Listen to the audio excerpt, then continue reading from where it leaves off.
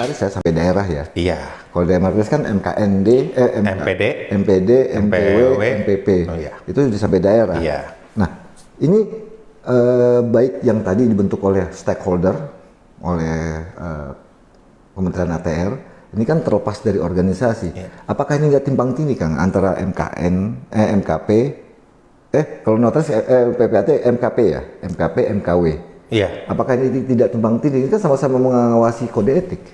Ya, tentu beda ya. Kalau dalam konteks MKP, dalam konteks MKW itu sebetulnya murni kode etik. Murni Kode kalau etik. yang Jadi MPT, tidak ada cerita yang lain. MPT. Kalau MPPD itu adalah terkait dengan pelaksanaan jabatan PPAT. Tapi kan kalau dilanggar kode etik juga jatuhnya. Tidak mesti. Artinya misalkan pelanggaran-pelanggaran yang terkait dengan plang gitu ya. Bentuknya seperti apa? Apakah sudah perkaban? Ya, administrasi lagi kembali. Perkaban nomor 1 tahun 2006 seperti apa dilaksanakannya gitu ya. Terus kemudian juga tentu dalam konteks hal-hal yang misalkan format akte itu seperti apa sih? Akte jual beli itu seperti apa sih? Kemudian laporan bulanan seperti apa sih? Itu ranahnya di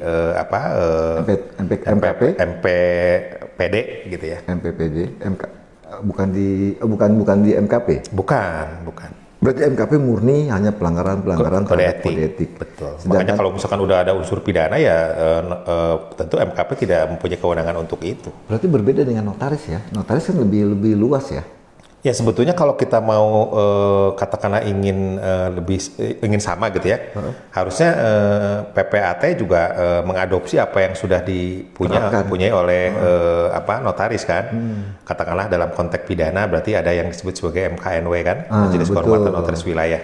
Nah kemudian juga dalam konteks jabatan administrasi berarti ada yang disebut sebagai MPD gitu ya. Dalam konteks kode etik ada yang disebut sebagai DKD gitu ya. Itu yang idealnya seperti itu. Nah, memang apa yang kemudian menjadi katakanlah hambatan itu sebetulnya adalah terkait dengan regulasi. Kalau UJN kan sudah sangat jelas, itu adalah levelnya undang-undang gitu ya. Oh, cantolannya jelas. Betul. Kalau PPAT sekarang kan masih sebatas PP gitu ya. Jadi artinya katakanlah kalau permen ya, peraturan menteri itu kan levelnya permen. Iya. Kalau misalkan UJN terkait dengan pembentukan MKNW kan undang-undang. Betul. Nah artinya katakanlah penyidik gitu ya, katakanlah aparat penegak hukum juga dalam tanda petik kalau bicara tentang regulasi sudah sangat jelas pasti akan memperhitungkan undang-undang.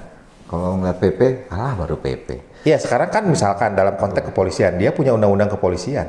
Iya. Bagaimana kemudian penegakan hukum yang dilakukan oleh kepolisian dalam konteks suatu kasus gitu ya. Memeriksa PPAT gitu ya, kalau ada unsur pidananya kan. Berarti kalau untuk di IPAT ya, untuk di IPAT itu berarti yang sebelum diterapkan ke anggota, berarti perbaikan tadi dulu yang harus dibenahi.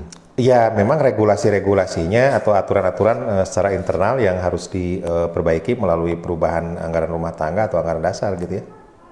Nah, balik ke notaris Kang. Ini notaris kan sudah jelas, sudah ada undang-undangnya. Tapi kalau melihat sanksi diberikan oleh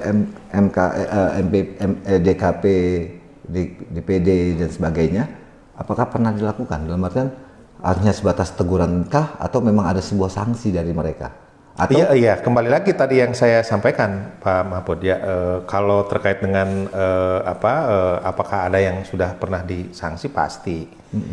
Ya, cuman saya tidak punya datanya gitu ya terkait dengan hal tersebut gitu ya. Karena ukuran orang kemudian disanksi dan seterusnya itu kan ukuran harus regulasinya jelas gitu ya, dan katakanlah sudah pernah disidang nggak, itu yang saya tidak punya datanya gitu ya. Tapi kan kalau terjadi pelanggaran, ada beberapa laporan masyarakat ternyata si A ini sudah bertahun-tahun melakukan itu gimana? Apakah itu lewat dari pengawasan atau memang tidak ada yang melaporkan atau tutup mata? Kembali lagi, misalkan contoh saya aja, analogi kita ya dari MKP kan sudah menyidangkan kasus juga ya, dan kita sudah mengeluarkan sanksi gitu ya. Tapi kan sanksi itu tidak mesti harus kita publish ke orang semuanya gitu ya. Bahwa memang hasil keputusan dari MKP adalah memberhentikan misalkan sementara si Anu selama 6 bulan, selama berapa hari, selama berapa bulan gitu. Gitu artinya terkait dengan apakah sudah dilaksanakan, ya. gitu. Hanya yang kemudian kita tekankan adalah berkaitan dengan pelanggaran kode etik. Berarti itu karena tidak dipublish saja ya. Apakah itu dilarang nggak untuk mempublish itu? Dalam artian sebagai efek jera mungkin?